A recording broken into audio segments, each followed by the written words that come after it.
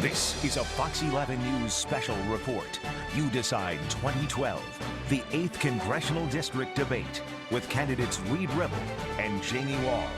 Now here's moderator Robert Hornacek of Fox 11 News. And thanks for joining us here for this 8th Congressional District debate. This is the only debate in this race. The candidates in the race are Representative Reid Ribble, who's wrapping up his first term in Congress. Representative Ribble was born and raised in the Fox Valley. Before he was elected, he owned and operated his family's roofing company in Kaukauna. His opponent is Democrat Jamie Wall. He's born and raised in Brown County, and he works as a business consultant. I want to thank both of you for being here for this debate today. Thanks for having us. And I am your moderator, Robert Hornacek, and I want to let you know before we get to the questions, I'd like to lay out some of the ground rules for the next hour. I'm going to be asking each of the candidates a question. The first candidate will have 2 minutes to answer, and then the other candidate will follow up and have 2 minutes after that. Both candidates, after they have answered the question, we're going to have a brief discussion where the candidates will get to talk back and forth with each other and discuss the issue in more details. The candidates are going to alternate going first on each question, and at the end of the debate, each candidate will make a 2-minute closing statement. A few minutes ago, we flipped a coin to see who would go first. The first question will go to Congressman Ribble. The topic is jobs in the economy. Obviously, the jobs in the economy are the issue that everyone agrees is the most pressing concern in the country right now. The unemployment rate in Wisconsin is 7.3%. It's a little lower than it is in the nation, but still more than 200,000 folks in Wisconsin are not able to find jobs. What would you do in Congress in the next 2 years to help the economy recover? Some of the things that we've already started, hopefully we can go ahead and finish some of those things. The House of Representatives has already passed over 30 bipartisan past jobs bills that focused on areas of energy production. We look at the Keystone Pipeline, a company right in Kaukauna was scheduled to build the pumping stations. Team Industries. Had the pipeline been approved by the president, those workers would be at work today. But we have to take a look and see where the friction points are, the things that slow the economy down. And you can kind of identify them in a few places. The regulatory environment, taxes, trade, U.S. tort policy, and transportation. You look at those types of things, and finally, after 9 extensions, the Congress and the President signed the long-term highway bill. So we're beginning to address some of the things on transportation. It was a real passion of mine as we worked on that. But when we look at the other friction points with trade, the United States has some of the fewest trade agreements in the world. 95% of our potential customers live outside the United States. We have a robust agriculture industry here in Northeast Wisconsin. We should be exporting more of our goods and services abroad. When we look at tax policies, we have among the highest tax rates in the world. We incent companies to leave jobs overseas through a non-territorial tax system. And then finally, if we'd address our regulatory environment that is squelching demand by raising prices, those are the types of things and policies that many of the bills we've already passed in Congress have begun to address, and we'll continue to work on those as we go forward. Jamie Wall? Sure.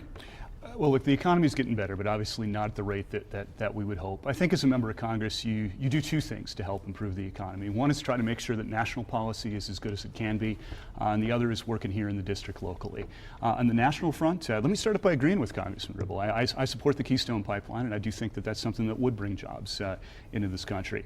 I do, however, disagree that the trade policies of the type that his support has been talking to would do much to help regular people, regular workers here in Northeast Wisconsin.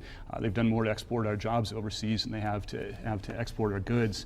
And finally, on this front, I've been a big fan of the payroll tax cuts that were passed a few years ago. They've helped put a little bit of extra money into the pockets of everybody who gets up on Monday morning and works for a living. That means regular folks have a little bit extra money to spend at the grocery store, at the gas station. But I do think the other part of the job is looking at your district and working with companies locally to try to make good things happen and try to stop bad things from happening. And that's what I did when I was head of Wisconsin's private sector economic development programs. We worked, for example, with Procter & Gamble when they were trying to figure out where to put a new paper machine. And we worked with them and came up with an incentive package that helped them to decide to put that machine right here in Green Bay. That was a $200 million investment in this community that locked in those 900 good family supporting jobs for a long time to come. And I haven't seen that sort of initiative, that sort of leadership from Congressman Ribble. Just last week we found that the Kewanee Power Plant was shutting down. If I were in office, I would have called anybody who would listen to me, from the Secretary of Energy to the CEO of every public utility in the country, to see if there's a path forward for that plant. Instead, Congressman Ribble had washed his hands of the situation, said it wasn't my fault, and cashed a campaign check for $4,000 from the out-of-state company that runs that plant. And I don't think that's leadership. In fact, I think that Congressman Ribble ought to return that $4,000, maybe give it to Kewanee County Food Pantry, because those folks are going to need the help, and wanted to see if you'd agree to do that here today, Congressman. Congressman Ribble. Yeah, no, I won't, but what I have done is I've taken roughly 10% of my government salary and donated them to places like the Emergency Shelter, the Fox Cities, and Freedom House here in Green Bay to help them Rawhide Boys Ranch. Well, let's go ahead and take a look at some of the issues regarding the Kewanee Power Plant. Just because I didn't report to Mr. Wall what was being done doesn't mean they didn't get done. While he was holding press conferences and calling press conferences, my team and I were calling Kewanee Power Plant.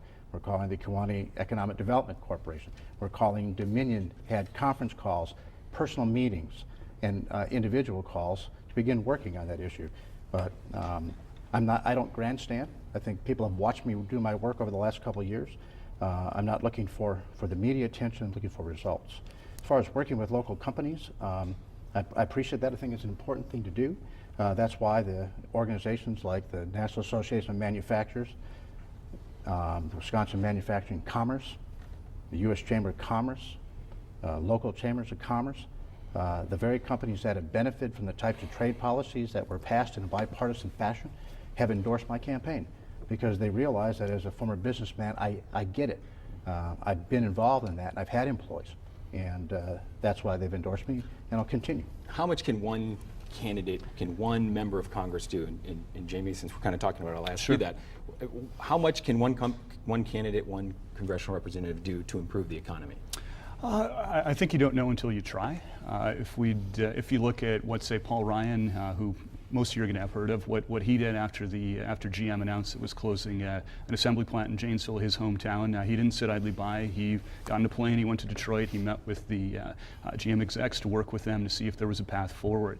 I think the voters of this district deserve somebody who's going to be on their side, who's going to get up and fight for them. And that's what I want to do in Washington if they send me there. Is there anything different that you would have done? Congressman Ribble explained some of the things he did. Anything different you would have done with the Kewanee plant, for example? I would have tried to get ahead of the situation if I knew it was happening. The plant has actually been sale for more than a year and a half. So the real issue is not what he's done after I brought the issue to his attention a few days ago. The issue is what he's been doing over the past year or so. Mm-hmm. Long before he was grandstanding, we were already working on it. And we were aware that this power plant was for sale. There's some regulatory problems and obstacles that have been put in front of the nuclear power industry in this country, and we'll continue to work on it. All right, let's move to the next question. This next question will be for Jamie Wall. Mm-hmm. The so-called Bush tax cuts are set to expire at the end of the year, and it's been a big topic in the presidential race. President Obama has called for an extension of the tax cuts for the first $250,000 that a family makes. Mm-hmm. Meanwhile, Governor Romney wants to make the cuts permanent. Where do you stand on the Bush tax cuts, and why? I don't want to raise anybody's taxes who's making less than $250,000 a year. And you have to remember that people who are making more than that actually benefit from that, because their first $250,000 of income, they get the reward from that.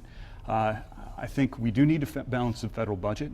That's why if you go to my website at wallforcongress.com, I've laid out since the spring what I call a cut of the week. There are specific ideas of how the federal government can cut costs, can tighten its belt, and they total more than $50 billion a year. So that's a good place to start.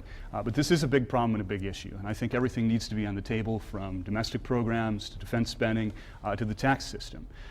And if you look at who's benefited from the economy over the past few years, an awful lot of those gains have gone to the people at the very top. So I don't think it's a disaster to return to the tax rates at the margin that we had back in the Clinton boom years. In fact, I think we should ask the people who've benefited the most in this country over the past few years to give a little bit extra back.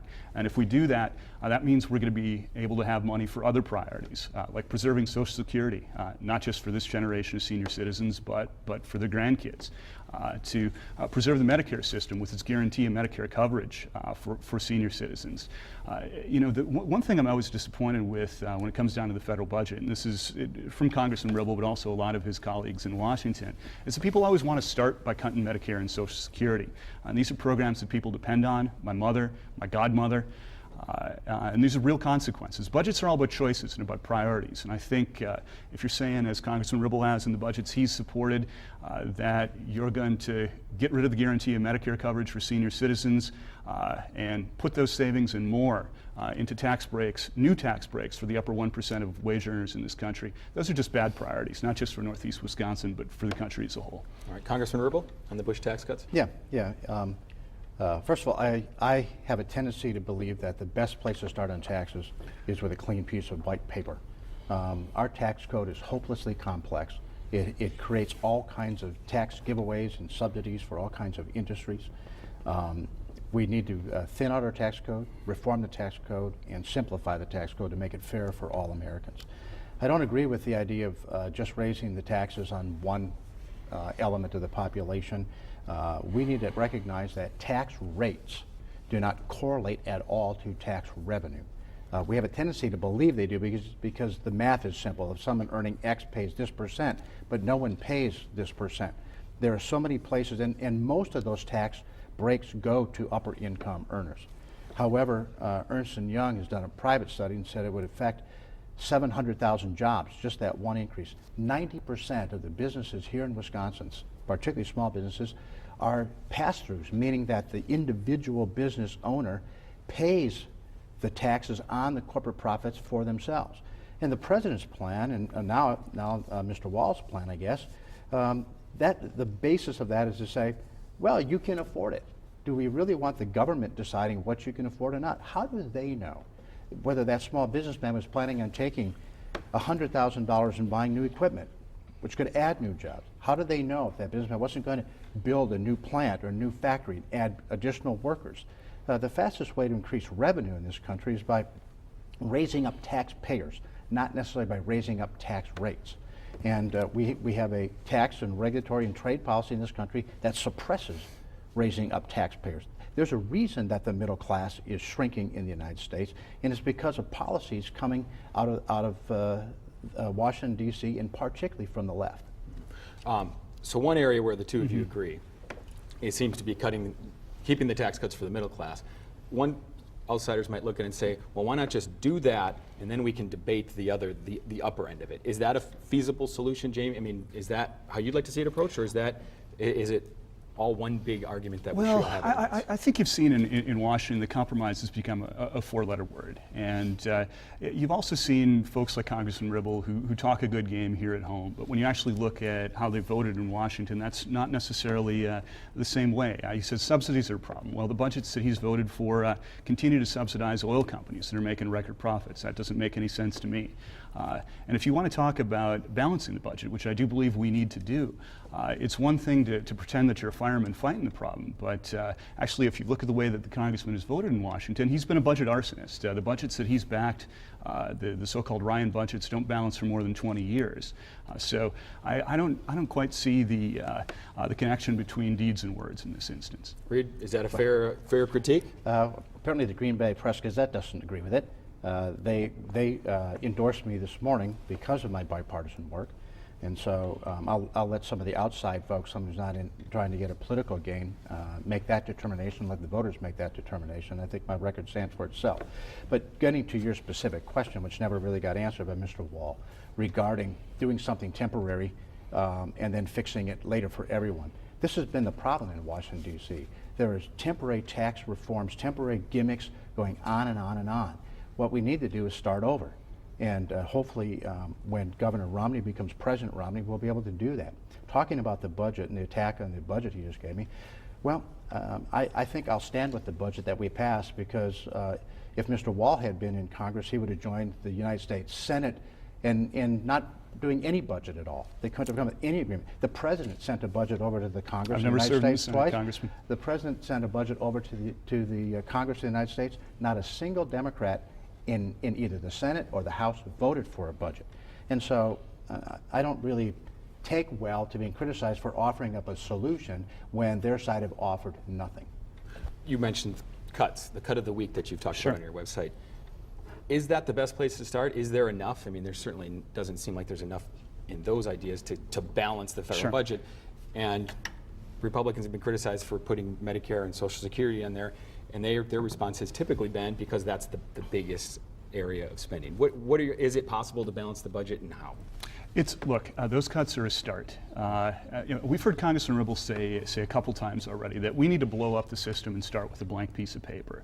But the truth is that neither Congressman Ribble nor anybody else in Washington is a king, and thank goodness for that. And that's nothing about you, Congressman. We've got a system that's designed to have checks and balances and make sure that there's no one opinion that dominates.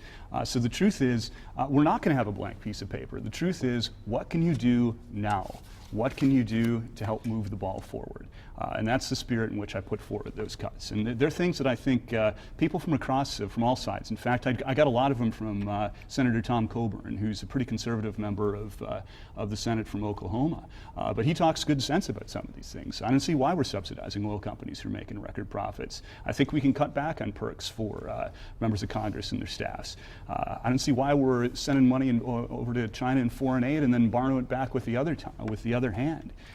And I certainly don't see why we're not letting the Medicare program negotiate with pharmaceutical companies over the cost of prescription drugs. That step right there would do an awful lot to ensure the long-term solvency of that program. And Reid, is it possible to, if you will, start the system over, especially with something as complex as the tax code? Because I've heard this idea discussed for years in political campaigns and different candidates, the need to reform the tax code, and yet it seems like nothing ever changes with it. Yeah, not with the current leadership.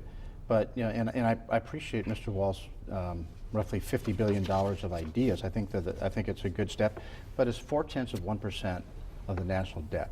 It's only about 4% of the deficit. So it's a good step in the right direction, but you have to get everything. And I do want to respond to the Medicare charge because it's not true. So, okay, you'll come back to that. I'll let you come back. That's okay. Our time for the discussion is up, Right, and I wanted to get to the next question, and you're actually first on the next question, which happens to be about Medicare. Perfect. Federal government has projected that Medicare will run out of money by 2024. There's been a lot of talk over the years about how to preserve the program, especially in the presidential campaign. Everyone says they want to save Medicare. As a member of Congress, what would you like to see done with Medicare? Yeah, sure. And first of all, I agree. I agree with the idea that everybody says they want to save Medicare. However, a lot of my colleagues on the other side of the aisle, including my opponent here, has signed a pledge to never touch Medicare. You can't save something if you're not willing to reform it. Now, the actuaries have already said that it's going to go insolvent in 2024, as you just mentioned. So there were two things that were done in the House passed plan. First of all, we budget in 10-year windows. He talks about slashing and burning Medicare and Social Security. Medicare and Social Security are mandatory programs governed by law. Okay, so there are no cuts to Medicare or Social Security in the Ryan budget. Now, the Ryan budget offers a framework in the out years, something that Simpson-Bowles didn't. And I could have supported some of the reforms in Simpson-Bowles had they addressed the out years in Medicare and Social Security to protect it. Ignoring it doesn't solve the problem. And I'll tell you what else doesn't solve the problem. Bringing out a club and beating somebody on TV saying they voted to end the Medicare guarantee, which isn't true. They voted to end Medicare. PolitiFact.org said it was the pants on fire lie of 2011. But what does the DCCC and Democratic challengers all over the country do? They come up with the same nonsense. We can only solve these problems if one person, and this time it was Paul Ryan and then members of the House Republican Conference, said we've got enough courage to offer up an idea. And the idea was actually taken from President Bill Clinton's chief of the OMB, the Office of Management and Budget, Alice Rivlin. Unfortunately, when she offered it, Republicans beat them up. And here is the problem. We have to have everybody put their club down and say, maybe this plan isn't perfect, but it's a place to begin the conversation. My 7- and 9-year-old grandchildren deserve for us to have that conversation. My 86-year-old mother-in-law deserves to have this conversation. And we can't do it if we're just going to beat each other up. Let's talk about ideas rather than talking about what we oppose. Jamie Wall, what would you like to see done with Medicare? Sure. Well, I think what we just heard from the congressman is a great example of what I think of as the Washington two-step, where you go to Washington, vote one way, and you come home and talk about something different. Yes, the congressman did advance an idea about the future of the Medicare program. Thank you. The trouble was it's a bad idea. That's okay to say that. Yes. And give us yours. All right. What the congressman would have us do is remove the guarantee. Yes. Are you through? We'll have time for, there'll be plenty of time for discussion. All right. What the congressman would have us do is get away from the guarantee of Medicare coverage that's at the core of the program. He would replace it with a voucher program, with a coupon toward private health insurance. And the kicker is that coupon wouldn't come close to covering the cost of that insurance. It would leave every senior citizen $6,000 out of pocket to start with, and that cost goes up over time. I'm self-employed. I'm in the individual market for health insurance. It's a little bit of a rough place at age 41. I don't want to think about what it would be like at age 81. The difficulty with the proposal that the congressman has put forward, and this doesn't get talked about as much, besides what it does to senior citizens, it would actually increase the amount of money that we spend in healthcare in this country. Because you're pushing people out of the most efficient corner of the American healthcare system, namely Medicare, into a private healthcare market at a time in their life where they're likely to have all sorts of medical problems. So this makes no sense to me any way you skin it.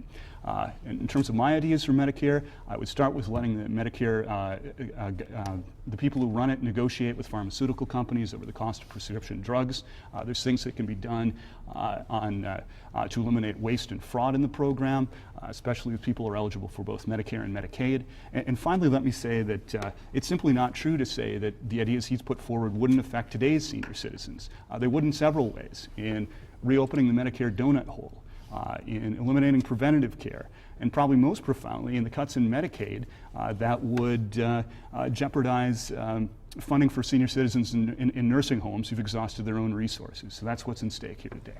Is there enough to reduce fraud if you negotiate with the drug companies? Is that enough to keep it solvent for the long term, or is there more that needs to be done? I mean, Well, first of all, the fact checkers are going to have a wonderful time with the comments that Mr. Wall just made. First of all, the program that Congressman Ryan and Alice Rivlin and Senator Wyden came up with does not remove the guarantee. It is a guaranteed program that covers all senior citizens regardless of health condition. It holds the Medicare guarantee in. Secondly, he keeps using this number of $6,400. That's a number that was debunked by the CBO themselves. They came out with that number and then said, oops, we were wrong. But they keep repeating it and repeating it and repeating it, hoping that if they say it enough, someone might believe them. And then what they don't say, and this is a very progressive thing, almost something that you would think liberals would embrace, that we provide $7,800 of subsidies for middle income and low income families, so there would be no additional cost. Now, Mr. Wall on his own website talks about how to drive down healthcare costs, and he describes the Ryan plan, saying businesses and individuals ought to have more free market access to drive costs down and free market competition. There ought to be more transparency in the plan, which is exactly what this plan does. And if we're going to fix Medicare by changing how they buy drugs, by waste and fraud, which is about 10%, he's now got about a 12% savings, and that's it. And that's the problem. Those are both decent ideas. Both ought to be included in any discussion, but they don't go far enough. And I want to reiterate, the House budget does not affect a single current senior. A status quo plan will. Jamie? The House budget absolutely affects people who are senior citizens right now.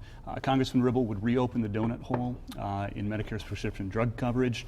He would get rid of preventative care for senior citizens. My dad died of colon cancer that wasn't diagnosed until it was terminal. I know about the importance of preventative care. And finally, let me bring up Medicaid because the Congressman Ribble's budget that he helped craft as a member of the House Budget Committee has colossal cuts to Medicaid. And one of the major recipients of those dollars are senior citizens who've exhausted their own resources who are now in nursing homes. So I'm not sure where that money's going to come from to keep people in nursing home care. The only sense in which The plan that Congressman Ribble has for Medicare is universal, is that yes, everyone does get a coupon toward private health insurance. But as I said, that coupon does not cover the cost of insurance. It simply does not. And his plan is designed by its very nature, the way it saves money, it's designed to have that coupon grow more slowly than the cost of health care itself. And that means that senior citizens have to make up the difference more and more over time. That's bad enough as it is. But the kicker in this is what they use that money for. The Ryan budget doesn't balance, not for more than 20 years. And it's because they take those savings and more. And they use them for tax breaks for people in the upper 1% of income, and also to continue subsidies for oil companies that are already making record profits. These are just a crazy set of priorities. I'm not sure how anybody, frankly, can support these. And the sad thing is that this has real effects for real people, like my mother, like my godmother. So can the current system survive? I mean, here you've got the government saying by 2024, things are not going to be, it's not going to be solvent. So how can something really happen? And can enough happen in the interim? I mean, given the discussion here and the fact that this is such a political issue that gets brought up time after time and campaign after campaign, what's going to finally get this fixed? It doesn't have to be a political issue if people would tell the truth. And what he just said, it makes no sense at all. I don't know which budget he's been reading. It's your own budget, Congressman. It's your own budget, Congressman. And there's not colossal cuts to Medicaid. We give states where the people are closest to Medicaid recipients more authority with the money that they get now that they receive. And on Medicare, if we take his plan, the plan that says I won't touch it, then his mother-in-law my mother-in-law will be affected by it. And then he keeps coming back to this nonsense about seniors will have to pay more because they're getting a coupon. That's not true. Let's move to the next question. The next question is for Jamie Wall. Similar topic while we're on the subject of entitlements. Let's talk a little bit about Social Security. Sure. In your opinion, what should be done to preserve Social Security past the current targeted breaking point of, I think, 2033? 2033, 2037. When you get out 20 or 30 years, the estimates begin to get a little fuzzy. I honestly think Social Security is a much simpler conversation than Medicare. It's a program that's worked. There's millions of people, including the congressman's mother-in-law, including my mother, including my godmother, who's dependent on this program. And as a result of this program, senior citizens in this country have among the lowest poverty rates of any age range. So we need to make sure that it's here not only for this generation of senior citizens, but for their grandkids. Congressman Ribble has voted for a budget that actually was too extreme for Paul Ryan. It was the so-called Republican Study Group budget, and that included major increases in the retirement age for Social Security. I didn't think that's the right way to go. We've got an awful lot of blue-collar workers here in Northeast Wisconsin. All three of us have desk jobs, but it's awfully hard to talk to people who are out working with their hands, working with their backs, and say that you need to make it until age 70 or later in order to receive Social Security benefits. I'd like to raise the cap on the incomes that are subject to the Social Security tax. Some minor tweaks in the system would make the system solvent for a long time to come. So I do believe in the current model of Social Security. I'm not sure if Congressman Ribble does. He's said different things on this topic over time. When he was running a few years ago, he called Social Security a Ponzi scheme that should be phased out. I'm not sure what he meant by that, but I'm pretty sure it wasn't a compliment. And I'm not sure he gets the importance of this program to our senior citizens. And I want to make sure that it's there for them, but also for future generations as well. Okay. Congressman Ribble? Yeah. Thoughts on Social Security? Social Security goes upside down. The trust fund goes negative in 2034. Right now, current wages, because of the Obama economy, are not meeting current demand. So every single pay period, there's less revenue coming into Social Security than it being paid out to Social Security recipients. So the program absolutely needs to be repaired and reformed. Otherwise, it won't be there. It won't be available for my grandchildren. So here's a couple things. Actually, I agree with Mr. Wall on the cap issue. I think we ought to be talking about the cap. There's basically three levers you can pull on Social Security. You can address revenue by raising the cap or raising the percent of tax. You can do that. You can address the age issue. And for me, on the age issue, there are two classes of workers in this country. There are those that do physical labor, like those roofing workers that work for me. And so I'm fully sensitive and appreciative about the issue. You don't really want someone 70 years old working on your roof. But there are ways of having variable programs that people can opt in if they're healthy and they want to work longer, that they can opt in later or opt in earlier if their bodies have begun to get worn down from heavy work. And then possible the idea of means testing. Those are the three levers that need to get pulled. If we would do one or a combination of those three things, we probably could resolve it. Now, raising the cap specifically, it won't fix it for years and years and years. One of the first things, because I was interested in knowing the data, was what would happen if we just eliminated the cap. So I asked the Social Security Administration, how much time would that buy us? And they said about 7 years. So that as a single solution won't get us there. It doesn't mean we shouldn't do things like that to move it forward and protect the program, but it won't completely solve the problem.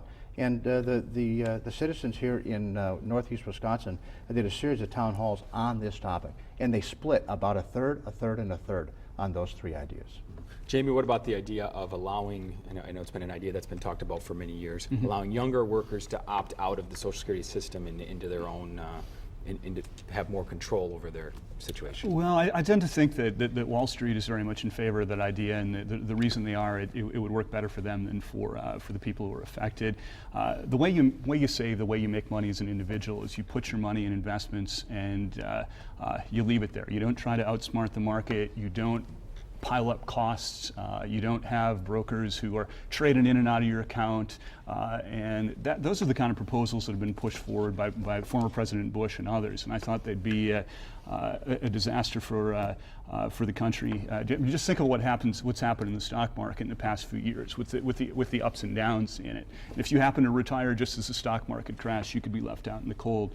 So Social Security is fundamentally an insurance program where we all pay in and we're all guaranteed at least a minimum level of benefits. And I think turning it over to Wall Street and leaving senior citizens at the mercy of the stock market is not a step forward. Congressman Ribble, your thoughts on that idea? I actually agree with him. I don't think it's the right idea. And we have to remember that the Social Security system is set up right now where current workers pay for current retirees. But we have to recognize that there's a huge demographic shift taking place in our country. Birth rates are down. The population is going to continue to recede as far as the number of workers to pay for current retirees. And so we've got a problem. There's a gap here. He talks about the gap in getting to a budget that will balance over 20 years. But the only way you can do it is if you decide to make major changes in these programs sooner. So the Ryan plan didn't do that. But I don't support a plan that would actually privatize it to let people pull the money out. However, I think it's worth having a conversation of saying, should we be changing over time, do it gradually, to a plan where current workers are saving for themselves within the Social Security system, as opposed to current workers paying for current retirees. There's a period of time that would take to make that fix, but it might be a place to start talking about it. Real quick, while we're on the subject of entitlements, how important, in your opinion, is it to address these? Since they take such a massive part of the federal budget and they are entitlements, how important is it for Congress to get its hands around them, to do something rather than to do what's been going on for so long, which is continually kicking it a little farther down the road? I think it's important, but I think the way you address it is not by blowing up the current Medicare system. It's not by taking away the guarantee of Medicare coverage from senior citizens, which is what Congressman Ribble would have happen over time. I think what you do is, the trouble is this doesn't fit in a soundbite very easily, but there's lots of things, from thinking about the ways that we reward doctors to the way that we negotiate not only with drug companies but other healthcare providers, to, as they say, slow the growth in healthcare costs. The good news is there are models all over the world for this. We spend roughly double what every other developed country does in healthcare. And if we live 15 years longer, we could be proud of that fact. But we don't. So it makes you wonder what we're getting in terms of bang for our healthcare buck. And that's exactly why we're having this debate, so we don't have to talk in sound bites. We've got a whole hour to discuss everything. Your thoughts on I the importance I don't think we should blow up Medicare. It blows up all by itself if we just leave it there. And so we can choose to ignore it, or we can choose to preserve it. Those are the two options, and those are the only two options. The idea is we should have grown-up conversations about what? About how. and the false claims about coupons and $6,400. Coupon is a voucher. Do you deny that your system has a voucher I in it? completely Do you deny it. I completely 100% deny The Ribble budget system. does not have a voucher, does not have a coupon? It No? does not have a voucher. I All right. completely deny it. All right, we're going to move on to the next question. The next question is for Congressman Ribble first. It's on the topic of health care. The health care law, which has become known as Obamacare, is the law of the land now. I'd like to know your position on it and whether you support it, and if not, what you'd like to see happen. Yeah, I have voted a couple times to repeal it in whole and in part, but try to begin to reform our health care in a methodology that will actually bend the cost curve down. President Obama talked a lot during the Affordable Care Act debate about bending the cost curve down. We've begun to see what the real costs are now as health care and health insurance premiums continue to rise up. The Affordable Care Act was really now called Obamacare. I guess the president doesn't view that as a pejorative. I've always been cautious about using it because I don't want to come across as using it as a pejorative, but he now likes to have it called that. But Obamacare was a health insurance reform, not a health care reform. And we have to recognize that right up front. And so if you look at it in those terms, there are some things on the reform side on health insurance that I think make sense. Having young people be able to stay on their parents' plan longer. It helps to incent, in other words, through better costs, to get the healthier, younger bodies into the system. It's as if we didn't do that, it's as if only people who crashed their cars would get car insurance, and of course prices would be much higher. And so on that standpoint, I would agree that it would help. However, I don't think that it's actually working out the way they want it to, because it doesn't get at real health outcomes. What we need to do is have healthier citizens. And we can do that by helping them own their own insurance, making it fully portable so that they can go from job to job to job, that they can do that and be responsible for themselves. We need to remove the middlemen that are in the way between the patient and the provider. We have no transparency in our system whatsoever right now, and that was not fixed with the Affordable Care Act. Why not have people be able to buy health insurance nationally rather than just here within the state? Why don't we address tort reform that would actually change physician behavior so they're not spending money on defensive medicine? Those are the types of common sense reforms that I think should have been put in the Affordable Care Act but weren't. Jamie Wall? Well, Congressman has actually voted 33 times to repeal the Affordable Care Act. And if he and his colleagues had put 10% of that effort into actually trying to fix the solution, actually trying to improve the American healthcare system, we'd all be a lot better off as a country and as individuals. There are some good things about that bill. I actually agree that I like the provision about allowing children to stay on their parents' insurance for longer, up till age 26. I would have to wonder then why the congressman has voted to repeal that 33 times. The other thing I liked especially about the bill is, well, look, a friend of mine a few years ago was feeling badly, had the flu, started to have a difficulty breathing, and he went into the hospital, and it turned out he had the swine flu, and he ended up spending 3 weeks on a ventilator. His kidneys failed. He'd been married for about 6 months at the time, and thank God he pulled through and is doing fine now. But he would never have been able to have health insurance for the rest of his life as a result of that one episode. And it wasn't his fault he caught the swine flu. It was a fluke. So I don't go a week without hearing from someone here in Northeast Wisconsin about a similar story. Somebody who had a bone marrow transplant as a girl for childhood leukemia, who's gone now 30 years without health care coverage, but was finally able to get it as a result of that bill. Was it perfect? No. Absolutely not. I've heard from small businesses here that the paperwork burden on them is excessive, but thankfully there are bipartisan proposals on the table in Congress in both houses to try to address that. So I'd like to see us try to work and improve the system, try to find areas of commonality where we can work together and make things better instead of pretending that we can start over again with a blank piece of paper. That I think Congressman Ribble, as we've seen a few times today, is very fond of the idea that, gosh, we should just rip up things root and branch instead of try to find areas of commonality and work with what we have here. Congressman Ribble? Well, I think the American people are going to make a decision on November 6th about the president's plan. We've tried in the House to see if reforms were possible within it, but the president believes he got it right. The president, Nancy Pelosi, Harry Reid, They believe they got this 100% perfect, that it's just exactly the way it should be. We even I don't. struggled to get enough votes to get rid of the 1099 provision in there that requires small businesses to report when you go fill the gas. They have an issue with 1099 to the gas stations and things like that. So we've been able to make some modest improvements, but the president believes he got it right the first time. So the American people will have to make a decision on November 6th as to whether or not we can begin to reform it. The House Republicans have a plan. It's H.R. 3000. It's sitting right there ready to go, depending on what happens in the next election. Jamie, any more thoughts on health care before we move on? No, I think we've covered the bases. I think the 1099 provision that Congressman Ribble just mentioned was what I had in mind with the paperwork burden on small businesses. All right. Yeah. Let's move on to the next question. Let's talk about national security for a few minutes. We'll start with Jamie Wall. What do you consider the greatest threat to America, and what would you do about it in Congress? I think you have to look at the threat of an Iranian nuclear weapon. I think that regime is run by some pretty nasty human beings, and the mere existence of an Iranian nuclear program threatens to destabilize that region by sort of encouraging everybody else, Turkey, Saudi Arabia, who has the wherewithal to develop their own nuclear weapons.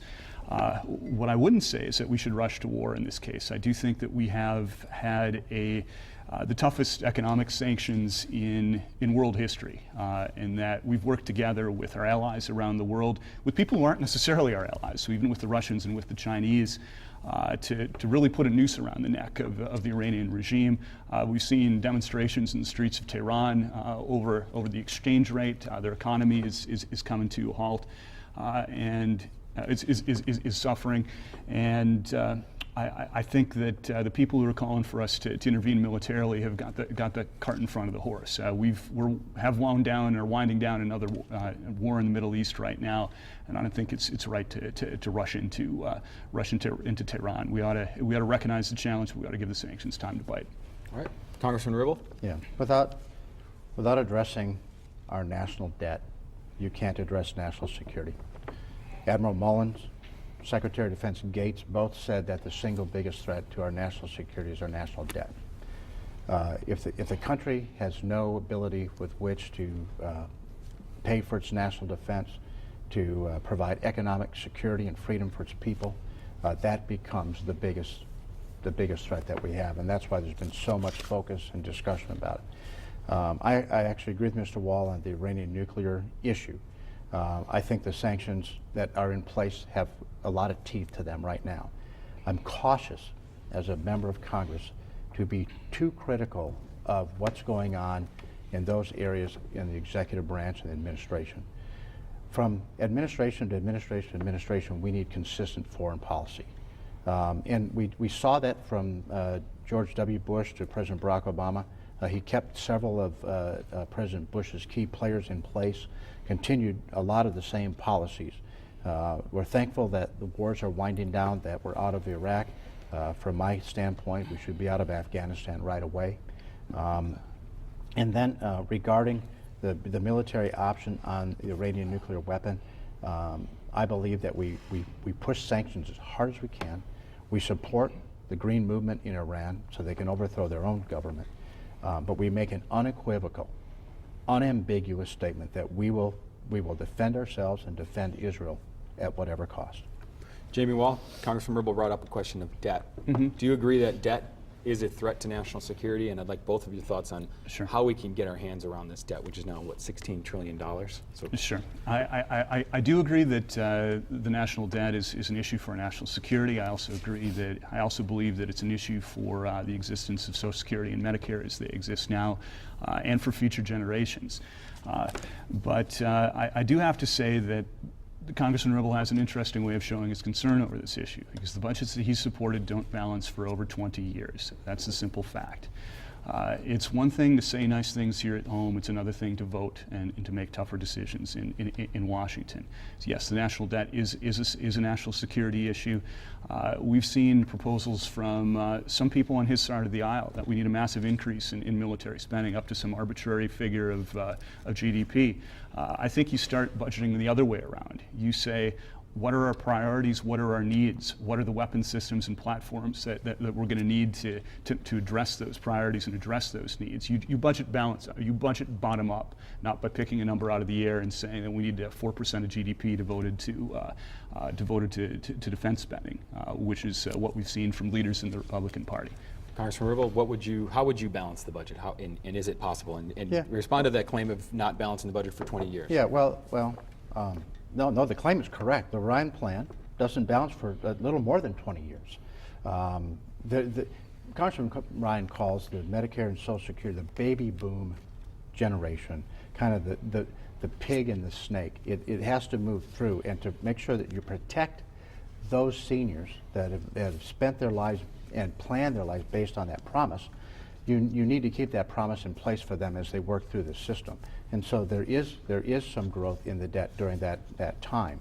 And regarding the statement on defense spending, I actually agree with it. I was very public with the fact that we shouldn't budget national defense based on GDP. This became a big brouhaha in our budget committee meetings because I made the statement that our borders don't grow because the economy does. That GDP is the wrong matrix to budget against national defense. We ought to base national defense spending on current threat or proposed or perceived future threat. That's what we ought to be doing there. But the national defense is a large piece of our budget, but you're not going to get at it by $50 billion of cuts. It's only 4% of deficit spending right now. We get out of debt the way you get into debt. Specifically, strategically, with discipline, a little bit over time. That's why I authored Cut, Cap, and Balance that would have done that. It was passed with bipartisan support out of the House of Representatives, but was tabled in the Senate, and the Senate never voted on it. Okay. Can I respond real briefly? Real quick. Look, the reason the Ryan budget doesn't balance, the reason the Congressman Ribble's budget doesn't balance, isn't that it doesn't make cuts to Medicare and Medicaid. It's that they take those monies and even more and spend them on additional tax breaks to the wealthiest 1% of Americans.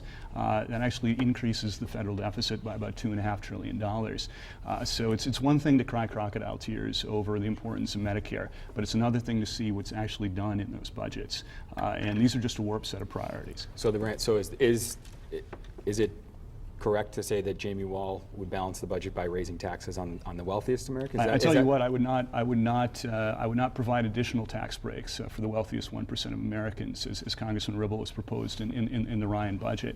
And I don't think there's anything wrong with going back to the tax rates that were in effect for the upper, for people making more than $250,000 a year, the same rates that are in effect during the Clinton boom years.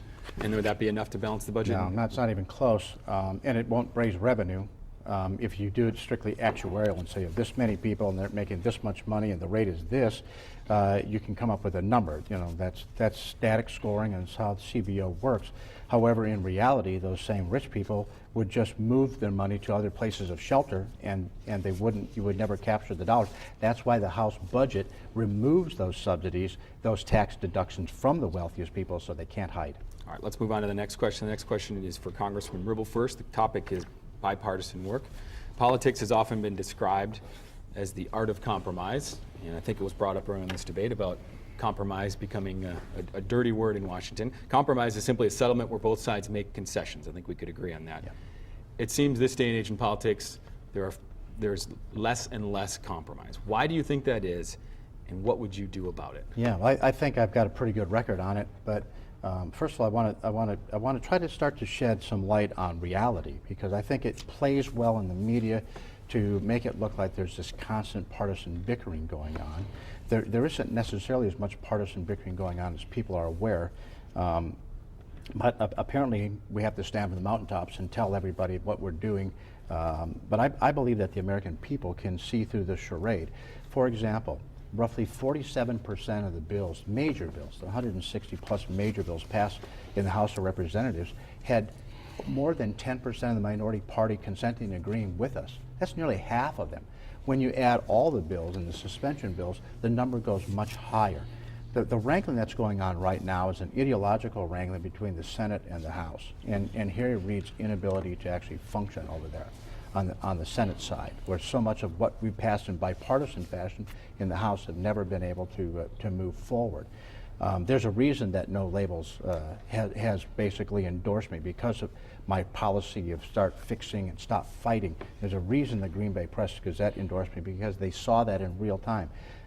Tammy Baldwin is maybe one of the most liberal members of the chamber.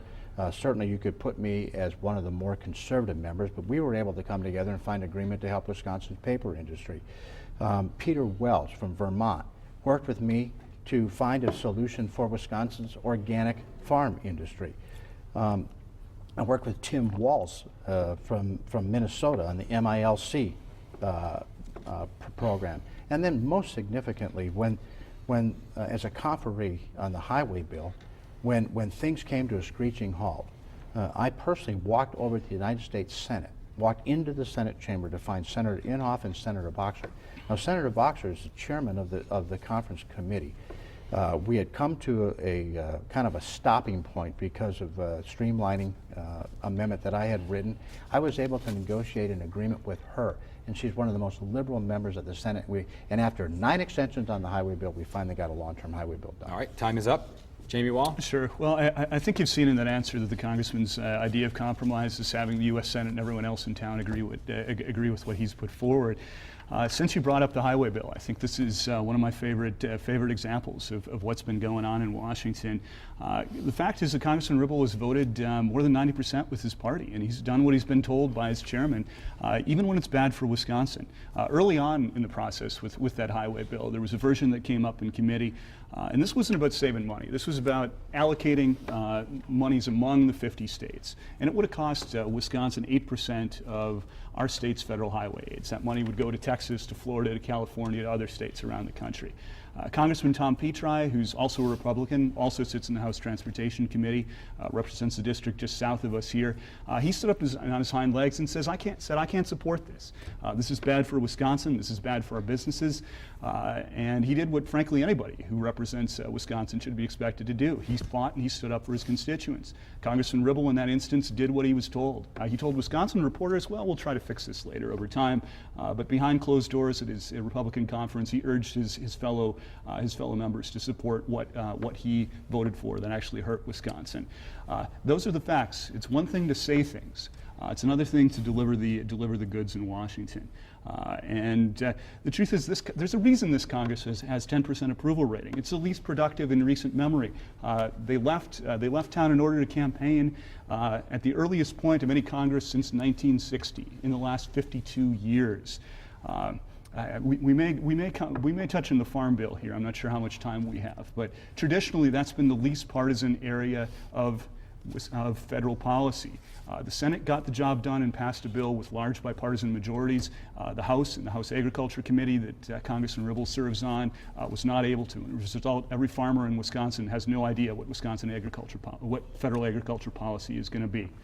Okay, the clock is ticking, so we only have a couple minutes left, but I want to discuss this because there were a couple other things brought up. So, Congressman Ribble, go ahead. So I want to make this get this correct, because early in the process, I decided to move the process. I'm now hearing that he would have voted no and stopped the process. This is why we don't get highway bills done. This is why big programs don't get done. I knew, and I had confidence, having been speaking directly with Senator Inhofe and Senator Boxer, because the Senate was ahead of us on the transportation bill. I knew where their funding levels were. If I had stopped it where he told me to stop it, we would have never got the highway bill done. I was fully confident we were going to be able to get the funding levels needed. And so we could have had nothing. We could have got what we got because I was willing to work in bipartisan fashion. I'm kind of shocked at all the secret meetings he knows about in behind. It was reported in a DC publication. And it wasn't a secret meeting, was it, Jamie? And so behind these closed doors, I was supporting the highway bill because I knew that we had to get this done. When you had Harry Reid in charge, Nancy Pelosi in charge, and President Barack Obama in charge, all three of them, they had all three levers of government, and they had a supermajority in the U.S. Senate. They could not get this done. But when these radical conservatives came in, somehow we were able, in bipartisan fashion, to get it done. Yeah, and Jay, I mean, with both sides so dug in, is there really room for compromise when people, on the big issues, there's a lot of agreement on other things, but on the big issues, big issue. yeah, is there room for compromise? I mean, Democrats, Republicans, either side? There needs to be, because we have to do better. And the truth is, and the sad thing is, we've been talking about in the last few minutes two of the least controversial areas of federal policy: agriculture policy and transportation policy. In the past, there hasn't been a train wreck. In the past, there hasn't been months and months of delay. We lost an entire construction season in the middle of a recession due to the gridlock in Washington that Congressman Ribble has been part of. I don't think it's a bad thing to say that you ought to stand up for your state and the people who sent you to Washington, as Congressman Petri did in that instance. All right. We got it done. We got that done in bipartisan fashion when they couldn't. I do want to thank you both for being here. The clock is ticking, as I said. I promised at the beginning we would have 2 minutes for closing statements for each of you. We did flip a coin earlier.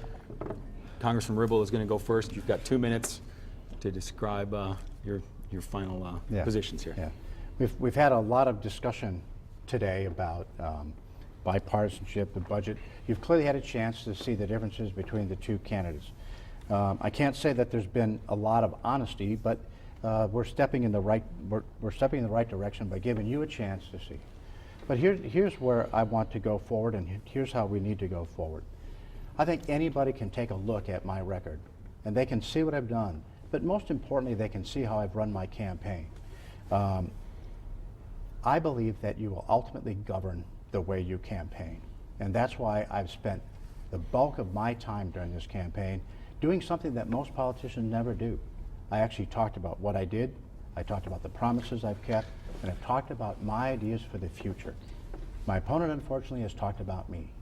Nearly 60% of his own television time has been spent talking about me, whereas nearly 90% of my television time has been talking about me. And I want you to know that I will continue to work on behalf of the citizens of Wisconsin. When you're willing to set aside who gets credit for something, when you're willing to just let someone else take the credit, you can get things done in Washington, D.C. The system will allow for it. Our forefathers have set up a system that said, if you find consensus, do these things. If you can't find consensus, don't do those things. But consensus can be found only if you're looking for it, only if you'll seek it out, only if you will go find it. That's how I've governed myself, and that's how I'll continue to govern myself if you send me back to Washington, D.C. And I'm asking for your vote on November 6th, and I look forward to being your congressman in the next term. All right. Thank you very much, Congressman Ribble. Jamie Wall, 2 minutes. All right. Thank you, Robert, for hosting us here today. I think we do have a clear choice at stake here in this election. I've been trying to talk about my ideas for the country and Congressman Ribble's ideas, as expressed in his voting record. He's taken a different tack. He's been making false accusations on TV about my business record. It's made this campaign more personal, frankly, than it should have been. I want to fight for you. I want to fight for good-paying jobs, and I want to fight for a Medicare and Social Security system that are going to be there not just for this generation of senior citizens, but for their grandkids. Congressman Ribble has talked a good game here today. But if you look at what he's actually voted for in Washington, it's a different picture. He's voted to remove the guarantee of Medicare coverage from senior citizens. And to add insult to injury, he uses those savings and more to fund tax breaks, additional tax breaks for the wealthiest 1% of Americans. That's just a crazy set of priorities. He's talked a good game on job creation, but when the rubber met the road and it came time to stand up and fight for his constituents who were going to be affected by the closing of the Kewaunee County Power Plant, he washed his hands of the situation and cashed checks for $4,000 in campaign contributions from the out-of-state company that owns that plant. That's not leadership, and that's not how I want to behave in office. I was walking in the Bondwell 4th of July parade. An old gentleman came up to me and asked, well, what party are you? And I told him, and he said, well, you better get to know some of the other guys, because we're sick of this stuff. And the truth is, I'm sick of this stuff too. I think we can do better. I think we have to do better than the bitter, toxic partisan gridlock that we've seen in Washington over the past few years. I think that I want to be, in my business life, I've worked to bring people together, to get the facts, to work with them around common solutions. And I promise you that if I'm sent to Washington, if you send me there, I'm going to get up every morning and fight for you. I'd like to ask for your vote on November the 6th. Thanks for your time here today. All right, that wraps up this debate. I want to thank both of you for being here, Jamie Wall and Congressman Reid Ribble. We appreciate it. Would really like to thank the candidates. I'd like to thank all of you for joining us today. That wraps up this debate. I hope it helps as you try to decide who you're going to vote for in this upcoming election. We hope we've been able to explain where the candidates stand, and we want to encourage you to make sure you go out and vote on November 6th. Thanks for joining us.